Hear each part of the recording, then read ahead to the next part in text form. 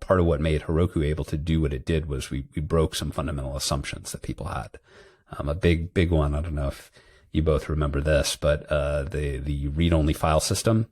This was just a huge fight for us for many, many years, which is people wanted to be able to just save something from their app onto the file system and expect it would be there later. And part of the containerization, again, what later became to be called containerization, where you can throw away these processes, and that if you want to persist anything, it needs to go into a database or something like that, or a similar service.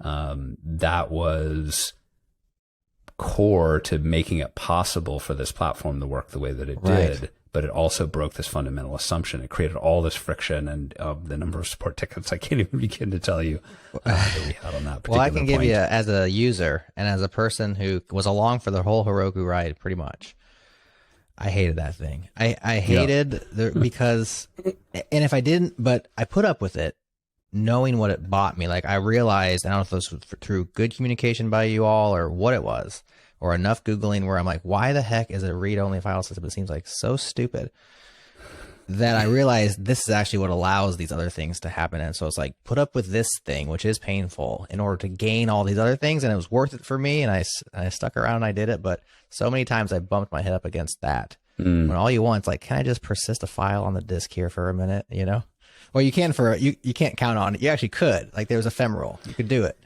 Exactly. Yeah. So you could write things there, but it wouldn't necessarily be available in the next web request, because that would be a different process. So exactly. That did break some assumptions, and just doing things in a way that developers haven't had to do it that way. Yeah. Which required a lot of rewriting of stuff and picking certain tools versus others. So.